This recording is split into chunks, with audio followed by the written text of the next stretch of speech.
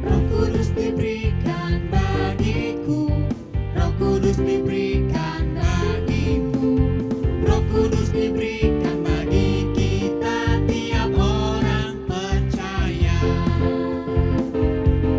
Roh Kudus menghibur hatiku, Roh Kudus sertai langkahku, Roh Kudus menuntunku di jalan yang benar.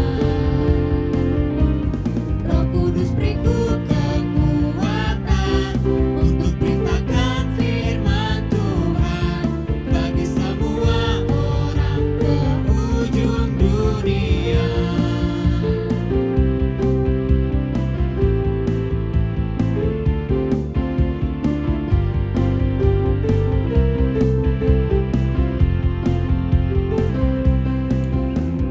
Roh Kudus diberikan bagiku, Roh Kudus diberikan bagimu, Roh Kudus diberikan bagi kita tiap orang percaya. Roh Kudus menghibur hatiku, Roh Kudus sertai langkahku, Roh Kudus menuntunku di jalan yang benar. Roh Kudus beriku kekuatan untuk beritakan firman Tuhan bagi semua orang ke ujung dunia. Roh Kudus menghibur hatiku, Roh Kudus sertai langkahku, Roh Kudus menuntunku di jalan yang benar. Roh Kudus beriku kekuatan untuk beritakan firman Tuhan bagi semua orang ke ujung dunia. Bagi semua orang ke ujung dunia. Bagi semua orang ke ujung dunia.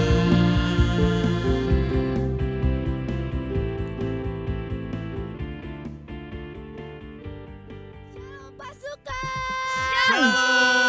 Wah, pasukan di rumah pasti semangat kan? Pastinya dong. Yang semangat jongkok dulu yuk. Kita ambil posisi karena kita mau panggil pasukan kesayangan Tuhan. Yuk kita siap-siap. 1, 2, 3, pasukan kesayangan Tuhan. Yes, yes, yes. Aku pasukan kesayangan Tuhan. Hari ini hari yang spesial loh pasukan. Karena hari ini adalah hari Pentakosta. Hari Pentakosta itu apa sih, Kak? Hari Pentakosta itu hari di mana Tuhan Yesus mencurahkan Roh Kudus-Nya bagi semua orang. Semua orang itu artinya dari anak-anak, remaja, dewasa, dan juga kakek nenek. Betul-betul. Yuk, sebelum kita mulai ibadah, kita doa dulu ya. Biar Bang Daniel pimpin kita dalam doa. Mari pasukan, kita berdoa, tutup matanya, lipat tangannya. Terima kasih Tuhan Yesus, terima kasih Bapak buat kesempatan kali ini kami bisa dapat beribadah lagi. Tuhan, kami akan mulai ibadah kami dari awal pertengahan, kiranya Engkau yang hadir di tengah-tengah kami. Berkati kebaktian kami ini Tuhan Yesus. Sama-sama kita katakan, Amin.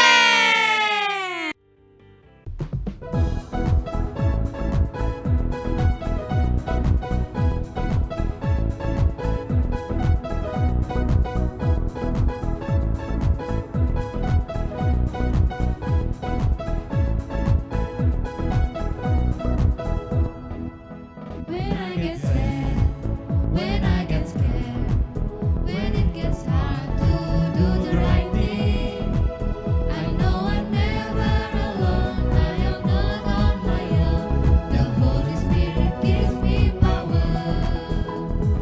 God's Spirit lives in me. His power lives in me. God's Spirit lives in me. His power lives in me. God's Spirit lives in me. His power lives in me. God's Spirit lives in me. His power lives in me.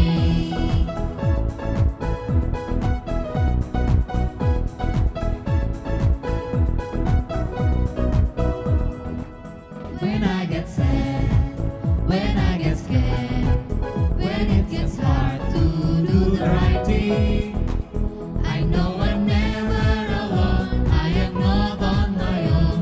The Holy Spirit gives me power. God's Spirit lives in me. His power lives in me. God's Spirit lives in me. His power lives in me. God's Spirit lives in me. His power lives in me. God's Spirit lives in me. His power lives in me. God's Spirit lives in you. His power lives in you. God's Spirit lives in you. His power lives in you. God's Spirit lives in you. His power lives in you. God's Spirit lives in you. His power lives in you. His power lives in me. His power lives in you.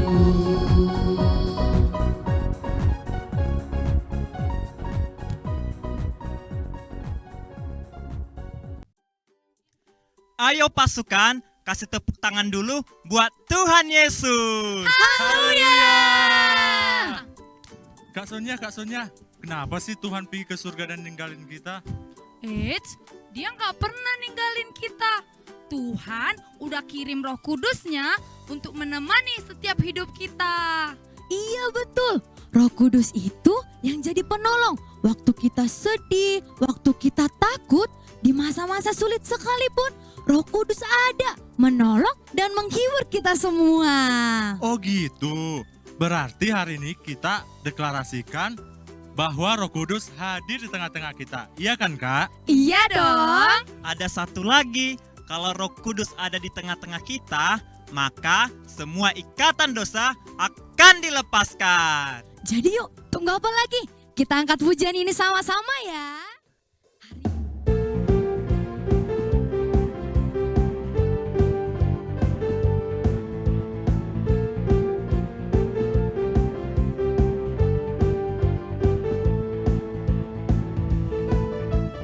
Roh Kudus tercurah di tempat ini, urapannya yang ajaib memulihkan umatnya. Roh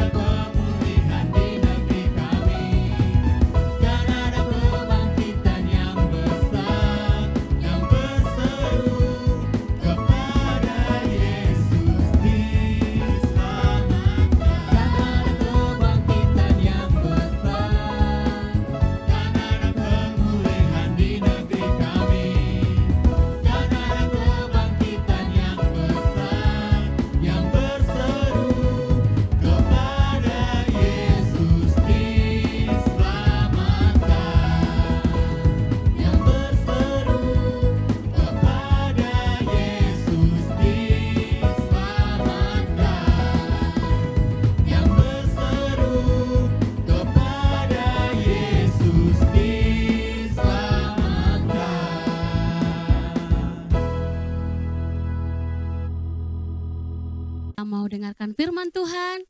Tapi sebelumnya kita berdoa dulu. Terima kasih Tuhan Yesus, kami bersyukur Engkau masih memberikan kami kesempatan untuk merayakan hari Pentakosta, hari pencurahan roh-Mu Tuhan saat ini. Kami bersyukur Bapa, Engkau tidak meninggalkan kami sendirian, tetapi Engkau memberikan kami roh penolong, yaitu Roh Kudus-Mu untuk menolong kami, untuk menghibur kami, untuk membimbing kami Tuhan, supaya kami bisa seperti Engkau. Bapa terima kasih, kami mau mendengarkan firman-Mu, biar Engkau bukakan hati kami, pikiran kami, supaya kami boleh mengerti Tuhan, apa yang menjadi kehendak-Mu di dalam hidup kami. Berfirmanlah Tuhan, kami siap mendengarkan di dalam nama Yesus Kristus. Sama-sama kita katakan, amin. Salam pasukan. Selamat hari Pentakosta buat semuanya. Tadi kakak-kakak sudah terangkan apa sih itu Pentakosta. Jadi sekali lagi kakak mau terangkan lagi Pentakosta itu apa. Jadi Pentakosta itu adalah hari turunnya Roh Kudus bagi orang-orang yang percaya kepada Tuhan Yesus. Jadi hari Pentakosta itu diperingati setelah 50 hari, ingat ya, perhatikan, setelah 50 hari dari hari kebangkitan Tuhan Yesus. Nah, setelah Tuhan Yesus bangkit dari antara orang mati, Yesus masih ada 40 hari di bumi ini.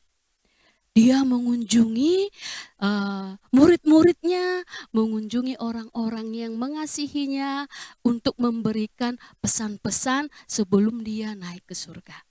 Nah, waktu Yesus mau naik ke surga, dia katakan begini sama murid-muridnya, kamu tidak akan kubiarkan sendirian, karena aku pergi ke rumah Bapa untuk menyediakan bagimu rumah. Jadi keren ya pasukan. Tuhan Yesus pergi ke surga itu untuk menyediakan kita rumah. Tetapi sebelumnya Tuhan Yesus berpesan, kamu semua harus tinggal di Yerusalem sampai roh itu datang. Sampai roh penghibur itu datang. Jadi waktu Tuhan Yesus naik ke surga, semua murid-muridnya itu berkumpul di loteng atas di sebuah rumah di Yerusalem. Jadi waktu mereka berkumpul, mereka berdoa, tiba-tiba ada nyala-nyala api. Nyala api di atas kepala mereka. Dan mereka semua berbicara dengan bahasa-bahasa yang tidak mereka mengerti. Tetapi waktu itu ada orang-orang Yahudi yang dari perantauan kembali ke Yerusalem. Mereka memiliki bahasa-bahasa di perantauan mereka. Ada itu yang bahasa Arab, ada bahasa-bahasa yang di Asia Kecil, dan bahasa-bahasa lainnya. Jadi ketika Roh Kudus itu dicurahkan, mereka berbicara semua bahasa-bahasa di kolong langit ini. Jadi orang-orang melihat takjub, heran. Mereka berpikir gini, mereka kan orang-orang Galilea, tetapi kenapa mereka bisa bahasa-bahasa kita? Ya begitu kira-kira orang-orang Yahudi perantauan itu berbicara satu dengan yang lainnya. Jadi kakak nggak bercerita bagaimana nanti prosesnya waktu setelah mereka dapat pencurahan Roh Kudus. Tetapi yang mau kakak sampaikan hari ini adalah bagaimana Roh Kudus itu ada tinggal di hati kita. Bagaimana Roh Kudus itu tercurah atas kita. Seperti lagu tadi, Roh Kudus tercurah di tempat ini. Nah, jadi bagi anak-anak Tuhan, bagi orang-orang percaya, Tuhan memberikan rohnya. Untuk apa? Untuk menolong kita, untuk menghibur kita, untuk membimbing kita. Nah, mungkin pasukan masih bingung ini. Roh Kudus itu yang gimana sih Kak ini? Roh Kudus. Tetapi kalau pasukan setia mengikuti ibadah-ibadah kita, sebelum-sebelumnya sudah banyak kita cerita tentang Roh Kudus. Ingat kan? Allah kita Allah Tritunggal, Allah Bapa, Allah Anak, dan Allah Roh Kudus. Nah, Roh Kudus itu seperti mobil dengan minyaknya. Kalau tidak ada minyak, mobil tidak bisa jalan. Atau televisi dengan listriknya. Kalau kita tidak colok televisi ke listrik, televisinya enggak menyala. Nah, Roh Kudus kira-kira seperti itu perannya. Roh Kudus itu fungsinya buat kita adalah supaya kita punya power, kekuatan, kuasa.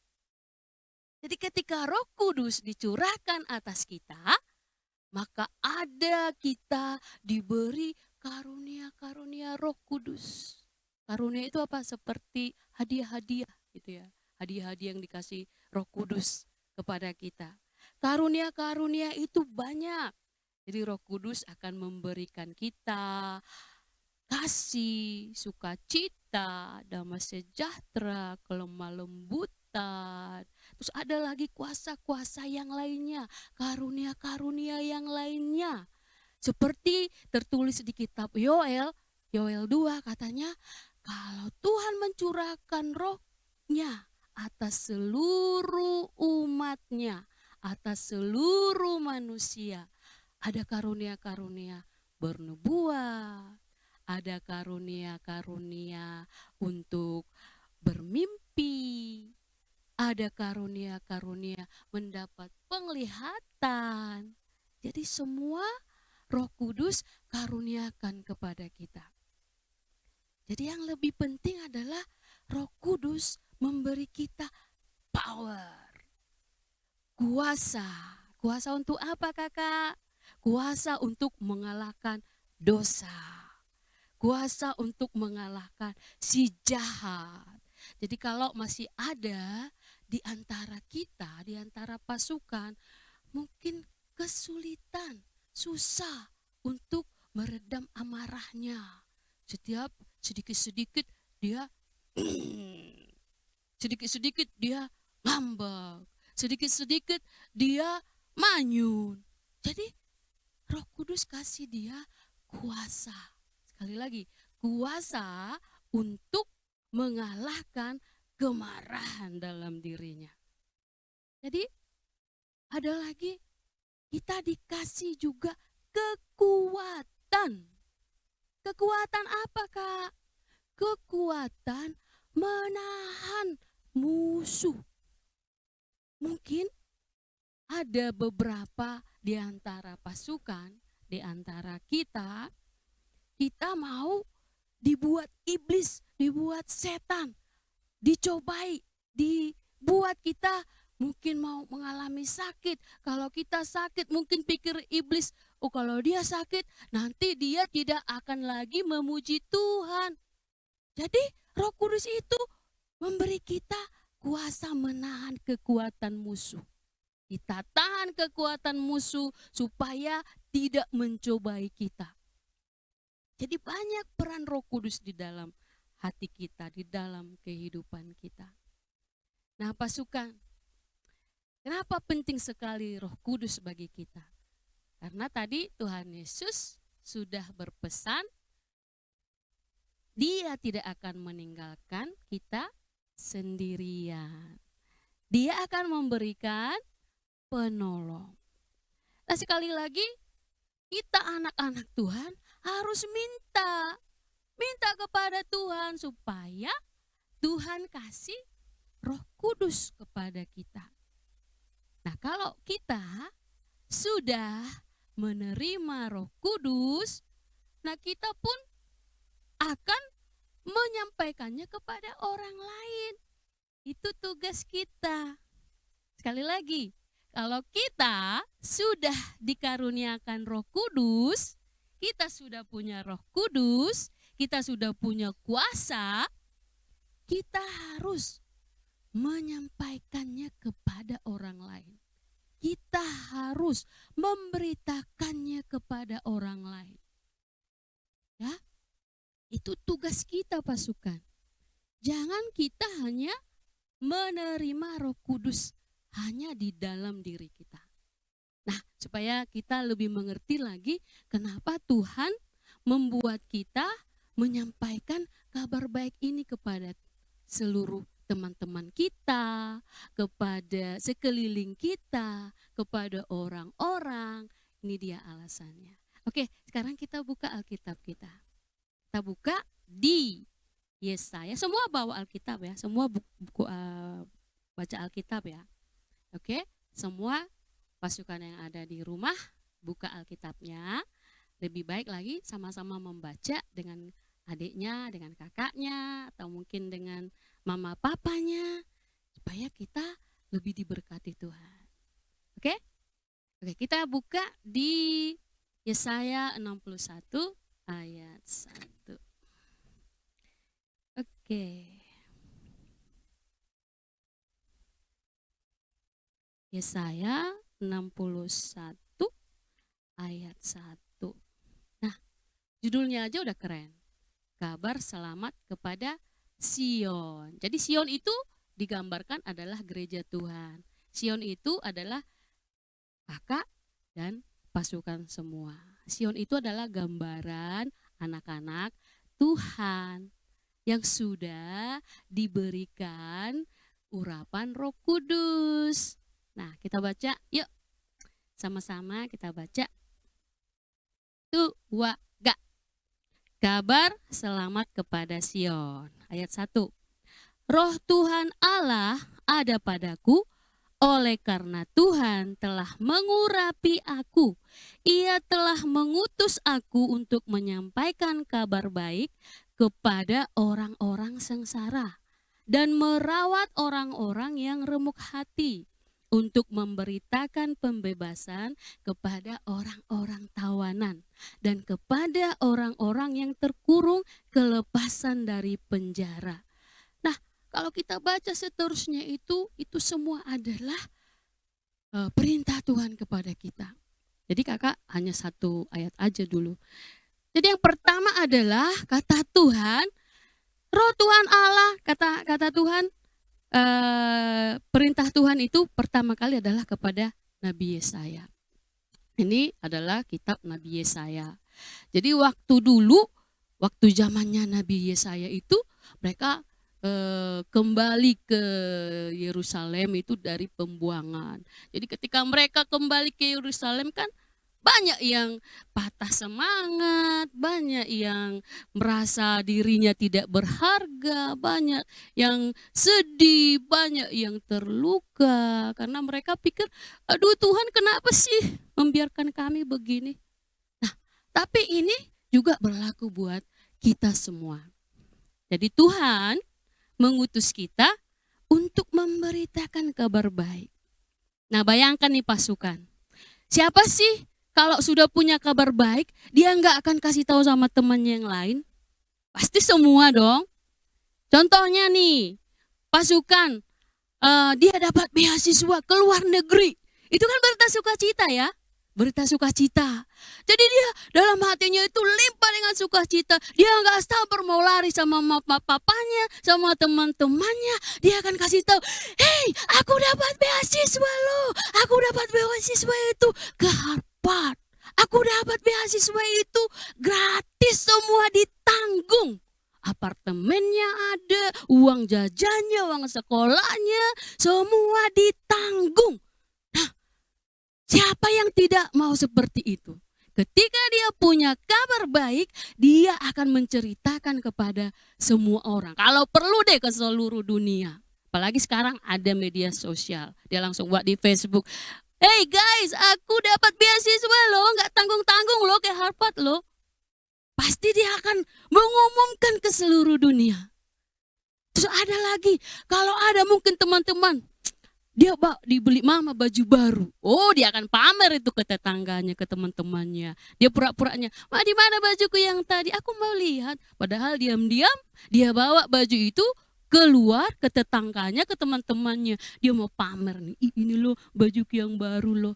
Dengan harapan apa? Supaya teman-temannya juga senang. Nah gitu pasukan. Jadi kakak percaya semua pasukan kalau sudah punya kabar baik, pasti dikasih tahu kepada semua orang. Dan sama Tuhan Yesus juga mau kita yang sudah ditebus Tuhan, dikasih urapan Roh Kudus, kita sudah dibebaskan, kita sudah mendapat karunia-karunia Roh Kudus. Nah kita juga harus memberitakannya kepada orang-orang lain. Supaya apa? Supaya yang lain juga selamat. Supaya yang lain juga bisa merasakan sukacita. Supaya yang lain juga bisa merasakan kebebasan. Bayangkan loh pasukan. Berapa banyak teman-temanmu yang saat ini tertawan dengan dosa. Dia ditawan oleh kemarahan. Dia ditawan oleh kecemburuan. Dia ditawan oleh game online. Jadi dia nggak memikirkan hal lain lagi selain game online. Pulang sekolah di pikirannya, aduh aku sudah level 3, kapan mau level 4. Ada lagi dia merasa dirinya tidak berharga. Dia merasa di dunia ini tidak ada yang memperhatikannya. Dia patah hati, patah semangat. Dikit-dikit dia kalau dikasih tahu bahwa kamu itu cantik loh, dia akan selalu gini. Aku nggak cantik. Dia akan selalu merasa sedih. Ada lagi, ada teman-teman merasa dia paling miskin sedunia. Dikit-dikit dia merasa, wah nggak ada uangku, nggak ada jajanku. Aku nggak mau ke sekolah, nggak ada jajanku. Kalau dilihatnya teman-temannya yang punya banyak uang, dia akan minder, dia akan minder. Ingat waktu itu kakak bilang minder itu dosa. Karena kita adalah diciptakan dahsyat dan ajaib. Jadi pasukan semua, kita harus mau memberitakan kabar baik ini kepada teman-teman kita. Ketika engkau sudah menerima urapan Roh Kudus, kalau kita sudah punya urapan Roh Kudus, di situ semua ada buah-buah roh. Ada buah-buah roh, ada 9 buah roh. Ya, ada damai sukacita, damai sejahtera, ada lagi pengendalian diri, kelemah lembutan, dan lain-lain. Nah kalau kamu sudah punya itu, kamu perlu menguatkan lagi teman-temanmu yang lain. Ketika temanmu senangnya marah-marah, kamu datang dengan kelemah lembutan. Nah dengan lemah lembutanmu itu, temanmu ini akhirnya jadi orang yang lemah lembut. Ketika temanmu merasa tidak dicintai, kamu datang dengan kasih kepada dia. Kamu katakan kepada dia, kamu itu dicintai loh. Tuhan Yesus mencintaimu dan aku juga. Jadi dia merasa berharga. Dan dengan itu dia terlepas. Terlepas dari kesedihannya, terlepas dari kemarahannya. Nah ketika ada temanmu yang seringkali mau berbuat jahat, dikit-dikit dia suka mengusilin teman-temannya. Kadang-kadang dibuat permen karet yang udah dikunyah-kunyah, dibuat ke tempat duduk temannya. Waktu temannya duduk, dia berdiri udah ada nempel permen karet. Itu menyebalkan sebenarnya. Tetapi kamu datang kepada dia, kamu peluk dia, kamu katakan kepada temanmu, ih kamu itu anak yang hebat, kamu itu kreatif, kamu itu anak yang dahsyat. Jadi dia pun akan merasa gini, dia akan merasa malu gini, ih kok aku dibilang anak baik padahal tadi udah kuusilin dia. Akhirnya dia berubah. Yang tadinya dia sedih, dia jadi senang. Jadi ketika ada roh Tuhan, roh kudus, semua akan diubahkan. Semua akan diubahkan. Nah itu tugasmu dan tugas kakak. Memberitakan kabar baik. Namanya kabar baik, kabar keselamatan. Jadi kabar baik ini, roh Tuhan yang ada pada kita ini jangan disimpan sendirian. Harus dibagi kepada yang lain. Jadi supaya orang-orang itu semua mengalami pembebasan, mengalami pemulihan. Jadi pasukan mungkin di sekitarmu ada orang-orang yang saat ini sedang sakit. Kamu boleh ke sana kok. Kamu doakan dia. Mungkin dengan kamu ke sana, mendoakan dia, dia langsung merasa terhibur, semangatnya bangkit lagi, dan penyakitnya segera sembuh. Nah itulah anak-anak Tuhan yang sudah dipenuhi oleh roh Tuhan. Nah sekali lagi pasukan, ingat, ini adalah tugas kita. Jadi jangan hanya kita pendam Roh Kudus di dalam hati kita. Nah bagi pasukan yang merasa belum bisa terbebas dari yang jahat, minta Roh Kudus. Bilang sama Roh Kudus, Roh Kudus, aku masih jahat, aku masih nakal, ubahkan aku Roh Kudus. Minta. Jadi Tuhan bilang minta supaya Roh Kudus menolong kita. Supaya Roh Kudus membimbing kita. Jadi Roh Kudus juga fungsinya adalah membimbing kita. Supaya kita hidup sama seperti Yesus. Keren kan? Bagaimana kita bisa seperti Yesus? Adalah dengan cara dipenuhi oleh Roh Kudus. Karena hanya Roh Kudus yang selalu mengingatkan kita berperilaku, berkarakter seperti Yesus. Nah pasukan, kakak percaya ketika kamu berdoa, ketika kamu menyembah, ketika kamu beribadah, coba bawa dalam doamu satu atau dua orang yang ingin Tuhan bebaskan. Mungkinkah ataukah itu sepupumu atau teman sekelasmu atau mungkin orang tuamu atau mungkin itu adalah tetanggamu atau gurumu. Jadi waktu kamu berdoa, kamu minta kepada Roh Kudus. Katakan, Roh Kudus, aku mau, sebutkan namanya. Nah, mungkin namanya si Ali. Aku mau temanku Ali dipenuhi Roh Kudus. Jadi ketika banyak orang dipenuhi Roh Kudus, akan terjadi lawatan.